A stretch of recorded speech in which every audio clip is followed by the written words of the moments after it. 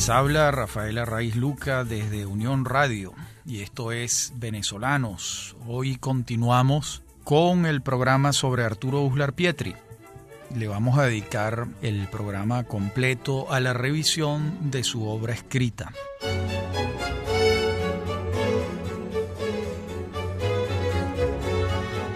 Vamos a trabajar 6 facetas: su obra como cuentista, su obra como novelista, sus ensayos, sus obras de teatro, sus crónicas de viajes y su poesía.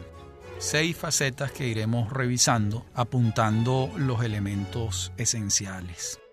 Hemos escogido este orden porque ese fue el orden en que cada uno de estos géneros fue apareciendo en su vida, en su producción literaria. Él se inicia como cuentista, publica Barrabás y otros relatos en Caracas en 1928. Este es un libro que tuvo mucha fortuna en el momento en que fue publicado. Coincide con la generación de 1928, con la aparición de la revista literaria Válvula y todo aquello que en literatura los historiadores de la literatura han llamado la generación del 28, que no solo se refiere a la literatura, sino a la política también. Aquel primer libro de Uslar Pietri va a recibir comentarios muy favorables en su momento, y después también. Por ejemplo, Domingo Miliani, un crítico literario que le dedicó muchos trabajos al estudio de la obra de Uslar, se refería a Barrabás y otros relatos en estos términos. Por los temas, por la incidencia constante de metáforas vanguardistas, por la utilización de puntos de vista orientados a independizar a los personajes de la omnisciencia tiránica de un narrador-autor, aquel libro introdujo en el arte de narrar en Venezuela procedimientos técnicos y expresivos que no se habían intentado con anterioridad. Bueno, imagínense decir esto. Miliani considera a Barrabás y otros relatos como un hito de la literatura de vanguardia, de la cuentística venezolana, y la fecha de su publicación es también un hito, porque coincide con la revuelta política y la revuelta literaria de la generación de 1928. Muchos años después, el propio Uslar, revisando aquellos primeros días cuando dejó de ser un autor inédito y pasó a ser un autor de un libro, era un muchacho, Uslar, de 22 años, recordemos que nació en 1906 y estamos en 1928. Muchos años después, les decía, él escribe sobre ese momento y dice: fueron días de encendida espera y anuncio. Cada galera, cada pliego impreso, el doblaje y la costura de las capillas y por fin los primeros ejemplares. Aquella indecible emoción de tener en la mano aquel libro, igual a todos los libros, pero que era mi libro, para hojearlo, para abrir al capricho las páginas y leer fragmentos de texto, para acariciar el papel y respirar el aroma de cola y tinta. Una rememoración muy hermosa de aquellos momentos juveniles en los que un autor deja de ser un autor inédito y se convierte en un autor con un libro publicado. A Barrabás y otros relatos le sigue Red, que es un libro de 1936. Hay 8 años entre uno y otro. Luego publica 30 hombres y sus sombras en 1949. Aquí ya hay 13 años entre un libro y otro. Después publica Pasos y Pasajeros en 1966. Ya hay 17 años entre un libro y otro. Y publica finalmente su último libro de cuentos, Los Ganadores, en 1980, 14 años después. La obra cuentística de Uslar debe estar cerca de los 80 relatos y es una obra sumamente valorada por la crítica y por otros narradores venezolanos. Por ejemplo, desde el punto de vista de la crítica, Víctor Bravo, un excelente ensayista y crítico literario, cuando prologa una antología de relatos de Uslar que se titula 40 cuentos, afirma que Red integra un conjunto de textos fundamentales de la narrativa latinoamericana contemporánea. Bravo compara Red con ficciones de Borges, con Nadie encendía las lámparas de Felisberto Hernández y con El llano en llamas de Rulfo. Así de importante le resulta al crítico este libro de relatos de Uslar, que, como hemos señalado antes, se espacía un tanto en relación con el siguiente y el anterior. Estos hiatos dilatados entre un libro de cuento y otro no significa que Uslar no esté escribiendo y publicando, sino que está cultivando otros géneros. Ese va a ser el caso de su obra novelística, que comienza en 1931 con la publicación de Las Lanzas Coloradas en Madrid, en la editorial Zeus. Como es evidente, la publicación de Las Lanzas Coloradas en Madrid corresponde con el periodo de su primera estancia en el extranjero de Uslar. Estamos hablando que Uslar se va a vivir a París como agregado de la Embajada de Venezuela en Francia en 1928-1929 y va a regresar en 1934 con la novela ya escrita y con un prestigio muy bien ganado, validado en Madrid cuando la novela es muy bien recibida y señalada como una de las novelas del mes. En relación a Las Lanzas Coloradas, hay una intrahistoria muy interesante. En un libro de entrevistas que yo sostuve con el doctor Uslar a finales del año 2000, él muere en febrero del año 2001, él me revela algo que hasta ese momento no había sido dicho. Voy a leerles lo que me revela Uslar en relación con Las Lanzas Coloradas en aquella entrevista. Decía: yo siempre he sido muy venezolano y me preocupaba la llegada de 1930, que era el año del centenario de la muerte de Bolívar, y me preocupaba qué íbamos a hacer los jóvenes venezolanos con ese centenario. Entonces le escribí a Rafael Rivero, que se ocupaba de cine, a ver si hacíamos una película. En aquellos días yo había visto una película que me había impresionado mucho, de un autor ruso que se llamaba Tempestad en Asia. Y entonces pensé que podríamos hacer algo parecido, una película sin protagonistas, como una rememoración o como el descubrimiento de nuestra civilización. Pero aquellos sueños no terminaron en nada.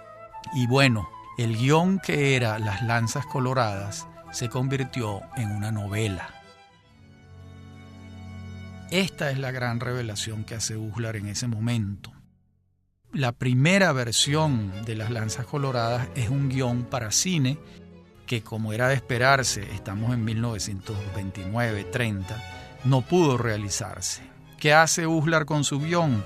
Lo convierte en la novela que publica en 1931 y que hoy en día es un clásico de la literatura venezolana, que trabaja el periodo de la independencia y que lo hace vista ahora esa revelación uslariana de que se trataba de un guión de cine inicialmente. Ahora comprendemos con mayor facilidad que las escenas plásticas, que las imágenes, que el trabajo con las imágenes en esa novela es particularmente expresivo, poético, incluso pudiera decirse. Y muy probablemente viene de esa semilla, de esa prenovela que fue aquel guión cinematográfico que nunca se publicó. La obra novelística de Uslar va a encontrar un paréntesis muy largo, porque su próxima obra es de 1947, es El Camino del Dorado. Han pasado 16 años entre su primera novela y la segunda. Así como Las Lanzas Coloradas fue escrita en París, El Camino del Dorado fue escrito en Nueva York. Recordemos que Uslar entre 1945 y 1950 vive el exilio, el destierro político en Nueva York. Y allí escribe El Camino del Dorado. ¿Qué es El Camino del Dorado? La peripecia del tirano Aguirre en Venezuela y en América. Toda la peripecia desde que sale del Perú hasta que muere en Barquisimeto. Es una novela histórica, como toda la obra novelística de Uslar, en la que, con datos fidedignos de la realidad, Uslar construye ficciones, construye personajes, y este personaje del tirano Aguirre le permite revisar todo el periodo de conquista y colonización española en América. Le permite advertir los personajes de aquel siglo XVI. Le permite reconstruir aquella época, aquellos valores y aquella primera rebeldía de este ser excepcional y extrañísimo del tirano Aguirre. Luego, en su obra novelística, van a pasar varios años y publicará Un retrato en la geografía en 1962. Seguido 2 años después de Estación de Máscaras, en 1964. Estas 2 novelas de Uslar tuvieron muy poca aceptación por parte de la crítica. Por otra parte, críticas muy duras, no tuvieron una buena recepción. No sabemos si la negativa recepción de estas novelas se debía a su participación política. Recuerden que estamos hablando de novelas del año 1962 y 1964. O si se debe a propiamente que eran proyectos que él no logra cristalizar eficientemente. Señalábamos antes que Un retrato en la geografía y Estación de Máscaras formaban parte de una trilogía que Uslar Pietri tenía pensada, que se llamaría El laberinto de la fortuna, y que él no concluye. Hay una tercera novela que él no llega a escribir. ¿Por qué no la concluye? Todo indica que se entristeció con la recepción por parte de la crítica con estas 2 novelas del año 62 y el año 64. En esos años la inmersión uslariana en la política es total, y vamos a retomar al novelista con Oficio de Difuntos, una novela de 1976. Entonces ya Uslar estaba viviendo en París como embajador de Venezuela ante la UNESCO durante el primer gobierno de Carlos Andrés Pérez. Oficio de Difuntos es una novela afortunada por la crítica, por los lectores, fue muy bien recibida. Es la novela de la peripecia vital del general Gómez. Es la novela del dictador de un país latinoamericano, de un dictador tropical. Están muy bien trabajados los personajes. Es una novela que tuvo, como les digo, mucha fortuna y que recuperó el prestigio novelístico de Uslar. 3 años después publica La isla de Robinson, escrita en París también. La isla de Robinson se trata de la hipérbole, la trayectoria de vida de un personaje que a Uslar lo fascinó toda su vida, como fue Simón Rodríguez. Ya Uslar había escrito ensayos, retratos, esbozos biográficos de Simón Rodríguez, pero no había escrito una novela. Esa es La isla de Robinson. Esta novela va a tener una recepción muy favorable de la crítica, yo diría que señaladamente favorable por parte de la crítica cuando sale en 1981. Y Alexis Márquez Rodríguez, por ejemplo, nuestro gran crítico literario, profesor, académico de la lengua, recientemente fallecido, decía de esta novela: al ser, pues, La isla de Robinson muestra cabal de la nueva novela histórica hispanoamericana, y siendo al mismo tiempo exponente de un estilo barroco muy bien definido, aunque sosegado y desprovisto de estridencias, no abrigamos la menor duda acerca de su alto valor dentro de la narrativa del continente y en general de la novelística actual de lengua castellana. Como vemos, la valoración de Márquez Rodríguez de La isla de Robinson fue señalada. De hecho, publicó un estudio sobre esta novela el profesor Márquez Rodríguez. Pasan 9 años y Uslar publica su última novela, La visita en el tiempo. Esta novela es la que obtiene el Premio Internacional de Novela Rómulo Gallegos. La visita en el tiempo trabaja en la vida y el tiempo de Juan de Austria. Es su única novela que no trabaja el tema venezolano, aunque sí hispanoamericano. En esa medida es una continuidad histórica, porque Las lanzas coloradas trabaja el periodo de la independencia, el camino del Dorado, la vida de Tirano Aguirre y la búsqueda afanosa del Dorado en el siglo XVI, un reteatro en la geografía y estación de máscaras, los tiempos de López Contreras, de Medina, de Delgado Chalbó, Oficio de difuntos, la vida y obra, si es que puede decirse así, de Juan Vicente Gómez, La isla de Robinson, la vida de Simón Rodríguez y La visita en el tiempo, la vida de Juan de Austria. Quizás por esto, en aquel libro de entrevistas que yo sostuve con él, cuando le pregunté por su novelística, él me respondió algo sorprendente. Él me dijo, bueno, pero es que yo no he escrito novelas. Y yo le repregunté, pero ¿cómo es eso, doctor Uslar? Sí, porque mis novelas son históricas. Yo he hecho ficción con algunos personajes sobre la base de hechos históricos. Por supuesto, son novelas. Lo que quería decir Uslar con esta butado, con esta travesura, es que siendo sus novelas históricas, la creación de los personajes y la cronología de los hechos se ceñía a los hechos históricos y no eran propiamente unas invenciones de su imaginación. Eso era lo que quería señalar en ese momento con esa afirmación. 7 novelas entonces, 5 libros de cuentos. Y este es el Uslar narrador. Y ahora veamos el Uslar ensayista, que es donde está el grueso de su publicación, de su obra escrita. Estamos hablando de 31 libros de ensayos entre 1945 y 1994. El primero va a ser Sumario de Economía Venezolana para Alivio de Estudiantes en 1945 y el último, Del Cerro de la Plata a los Caminos Extraviados, publicado en Bogotá en 1994. Imposible revisar en un programa como el nuestro una obra tan vasta, pero sí vamos a detenernos en lo que nosotros consideramos son sus libros fundamentales en el cultivo de este género, donde Uslar llega a cotas de maestría también.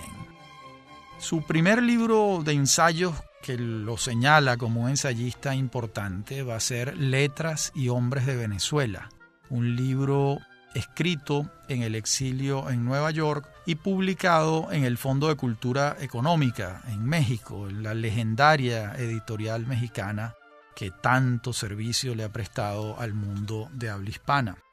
En Letras y Hombres de Venezuela, Uslar va a trabajar las figuras de Simón Rodríguez, de Andrés Bello, de Juan Vicente González, de Cecilio Acosta, de Arístides Rojas, de Teresa de la Parra y de Juan Antonio Pérez Bonalde. Estos personajes que él trabaja, estos ensayos que le dedica al examen de las obras de estos personajes, tenían su fuente en las clases de literatura venezolana que él daba en la Universidad de Columbia en Nueva York. Eran las fichas que tomaba para sus clases que fueron tejiéndose y trabajándose y se tornaron organizadamente en un libro de ensayos que se ha reeditado varias veces porque las observaciones de Uslar sobre estos personajes son notables en muchos casos. Hay un segundo libro extraño que no se ha reeditado nunca, que se titula Breve Historia de la Novela Hispanoamericana. Es de 1955 y es un caso único en la bibliografía de Uslar. porque él fue la única vez que se desdobló en historiador de la literatura y que examina la novela hispanoamericana en su totalidad. Es un libro breve, es un libro manual, estamos hablando de un libro de 200 páginas, pero que se detiene paso a paso, organizada y sistemáticamente en la novela hispanoamericana.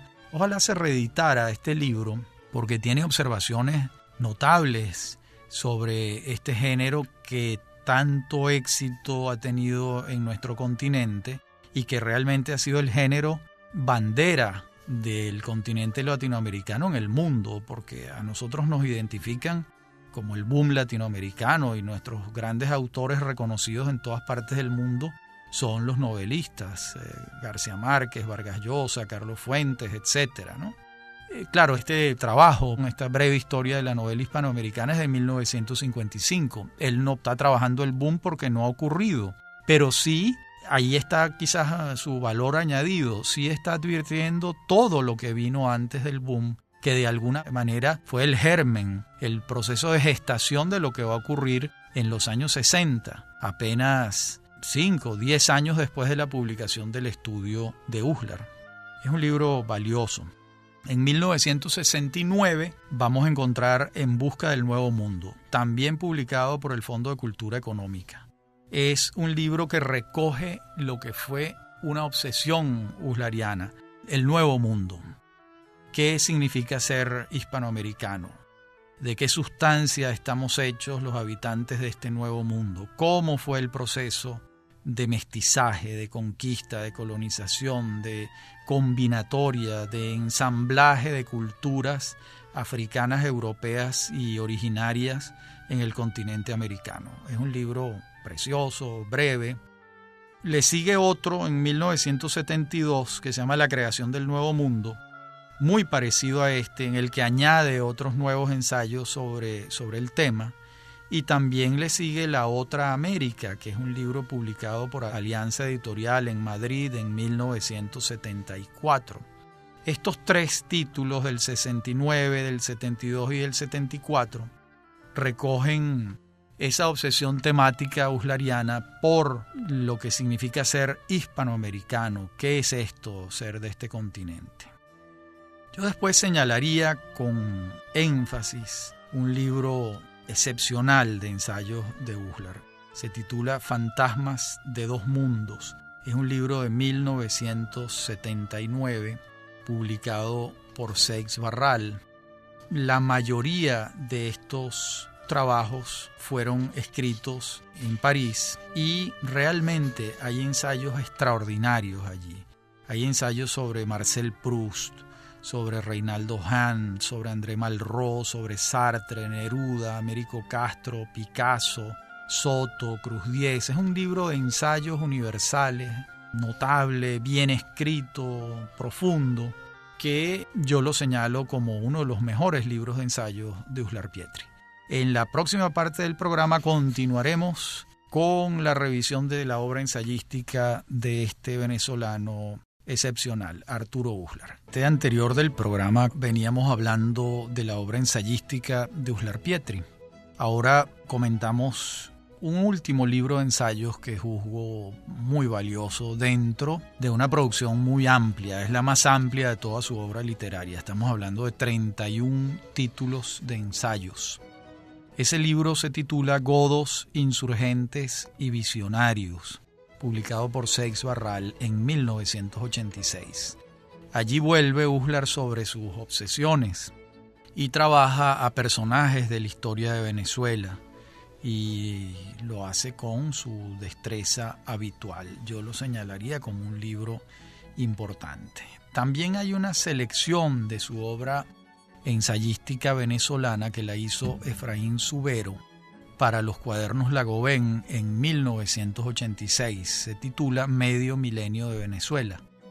No se trata de que haya piezas nuevas allí, pero sí una selección muy valiosa de un conocedor de la obra de Uslar como fue Efraín Zubero. Es un libro importante que se ha reeditado varias veces además. También en 1992 Uslar publica Golpe y Estado en Venezuela, que es un libro de ensayos políticos. donde él intenta pasarle revista a los golpes de Estado que ha habido en Venezuela y lo hace coincidir con los intentos de golpe de Estado del 4 de febrero del 92 y después el de noviembre. Es un libro que sale ese mismo año en el que han ocurrido esas dos intentonas. Y por último, su último libro de ensayos, Del Cerro de la Plata a los Caminos Extraviados, publicado en Bogotá por la editorial Norma en 1994, que retoma todo el tema hispanoamericanista de Uslar que tantas veces hemos señalado a lo largo del programa. Una cuarta faceta de la obra literaria de Uslar es muy breve y es para muchos casi desconocida, y es su obra como dramaturgo. Esto corresponde a un periodo en la década de los años 50 en Venezuela, donde se hacía evidente que en ese momento había muy pocas obras de teatro escritas por venezolanos y se necesitaba que hubiesen más, que hubiesen obras montables de tema venezolano, que trabajaran la idiosincrasia, y varios escritores se pusieron de acuerdo para escribir obras de teatro con tal fin. Uslar respondió al llamado de los dramaturgos y escribió entonces El Día de Antero Albán, La Tebaida, El Dios Invisible, La Fuga de Miranda. Esas se publican en 1958 y luego en 1960 se publica Chuo Gil y las Tejedoras. De las obras de teatro de Uslar, esta fue la que tuvo mayor fortuna y fue montada de nuevo a principios de los años 90, ya en el Teatro Teresa Carreño en Caracas, un montaje que recuerdo bastante bien hecho. Es una curiosidad, digamos así, porque no se puede decir que el grueso de la obra de Uslar sea el texto teatral, pero aquí están estas obras y se han montado unas cuantas veces, y están, muy bien tramadas, muy bien tejidas, muy bien concebidas. La otra faceta de Uslar, muy curiosa para mucha gente y que supuso unas confesiones de parte de él que para muchos son notables, es la obra de Uslar como viajero, de crónicas de viajes. Ahí estamos hablando de 6 títulos. Las Visiones del Camino en 1965, Tierra Venezolana en 1953, El Otoño en Europa en 1954, La Ciudad de Nadie en 1960, La Vuelta al Mundo en 10 Trancos en 1971 y el último, El Globo de Colores en 1975. Allí, en El Globo de Colores, Uslar llega a decir esto en el prólogo. Les recuerdo, en El Globo de Colores él está recogiendo lo que ha escrito como cronista de viajes y está cerrando ese capítulo y dice: está en estas páginas el testimonio reiterado de una inagotable curiosidad por la tierra y la gente. Nada me ha atraído más, ni siquiera los libros, que entrar por un camino nuevo y llegar a una ciudad desconocida. Curiosa revelación y confesión, ni siquiera los libros le han interesado más a Uslar que la fascinante experiencia del viajero, del que va por una calle y desemboca en una plaza que nunca antes ha visto y que se convierte en una imagen importante en su vida. De todos sus libros de crónicas de viajes, El Globo de Colores, es notable, pero hay uno que es, a mi juicio, excepcional. Yo diría que es más que una crónica de viaje, es un ensayo de interpretación. Me estoy refiriendo a un texto precioso que se llama La Ciudad de Nadie, publicado en 1960, y siempre me pregunté por qué esperó tanto para publicarlo, porque obviamente La Ciudad de Nadie es un retrato de Nueva York, donde él ha vivido de 1945 a 1950, y esperó 10 años para publicar su ensayo sobre Nueva York. Han podido ocurrir varias cosas, o que lo haya escrito varios años después, o que lo haya escrito y dejado en borrador durante mucho tiempo hasta que decide concluirlo. En todo caso, la experiencia que él recoge de Nueva York es la de esos años de 1945 a 1950. Y les decía que es mucho más que una crónica de viaje, porque no se trata de un viaje propiamente, sino de alguien que está viviendo en el corazón de la sociedad norteamericana y escribe un ensayo para explicársela, para interpretarla, para compararla con los patrones europeos, para compararla con los patrones latinoamericanos. Y resulta un ensayo impresionista, notable, con muy agudas observaciones sobre la naturaleza del norteamericano, sobre sus valores, sobre sus comidas, sobre la manera como se relacionan las personas, los amantes, los habitantes de esa ciudad. Un libro notable que yo no dejo de señalar y que, bueno, se consigue muy poco, pero los amantes de los libros sabrán dónde conseguirlos, en librerías de viejos, en bibliotecas, y esperemos que muy pronto se reedite junto con sus crónicas de viajes, que son piezas verdaderamente excepcionales en muchos casos. Hay otra anterior que se titula Tierra Venezolana. Estamos hablando de un libro de 1953, es decir, muy pocos años después de que Uslar ha regresado del exilio y que decide recorrer el país en carro con su primo, el fotógrafo Alfredo Bulton, y publican en 1953 este libro sobre Venezuela, con textos poéticos, muy líricos de Uslar, con descripciones de valles, de ríos, de ciudades, toda la geografía venezolana y las fotografías de ese excepcional fotógrafo que fue Alfredo Bulton y que era su primo hermano y que fueron grandes amigos y que hicieron esta cantidad de viajes por Venezuela en carros que desembocaron estos viajes en este libro precioso, un libro grande de muchas fotos, de mucho cuerpo, titulado Tierra Venezolana. Hasta aquí Uslar, cronista de viajes. Veamos ahora su última faceta, al menos última en el orden en que nos propusimos revisarla, que es su faceta de poeta.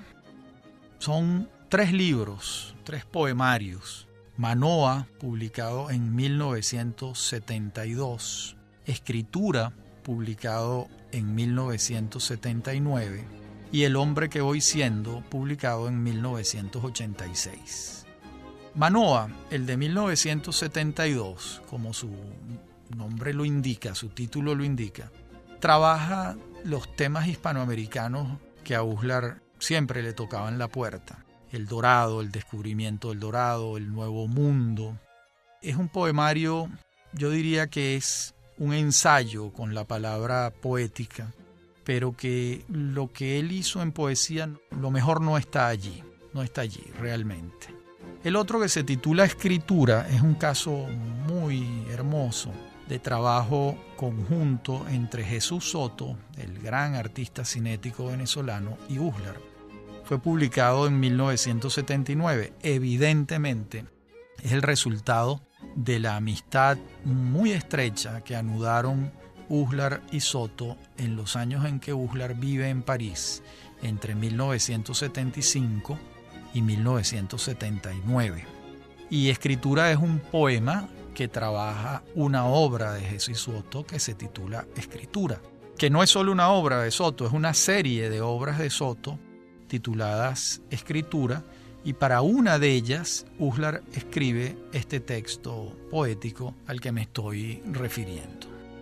Esto se ha hecho otras veces en la poesía venezolana, un diálogo entre la obra plástica y la palabra poética, entre un pintor, un artista visual y un poeta o un narrador o un ensayista. No es la primera vez, se ha hecho muchas veces, y este caso yo diría que es afortunado, que hay un matrimonio, un maridaje afortunado entre la obra plástica de Jesús Soto y lo que Uslar extrae de ella contemplándola y escribiendo estos poemas que van a titularse, al igual que la obra, Escritura. Y el último poemario de Uslar, El hombre que voy siendo, es de 1986. Este es un año importante en la vida de él porque está cumpliendo 80 años. Está entrando en un periodo de recapitulación, de consideración sobre lo que ha hecho, y además recibe el homenaje nacional tanto del Congreso Nacional de la República como de la Presidencia de la República de entonces. Y coincide ese año de 1986 con la publicación de su último poemario. En esta última parte del programa trabajaremos el último libro de poemas de Uslar e intentaremos un esbozo valorativo de su obra literaria y de su personalidad también. En ese libro, El hombre que voy siendo, con el que él celebra sus 80 años en 1986, hay un poema que quiero leerles. Dice así: lección de Borges y de Eliot, lección de aquel hombre callado que le entregó la vida a la palabra. Lo demás es lo vano, lo torpe, lo inane, lo que agobia, redunda y atosiga. Despojo de despojos deslavados.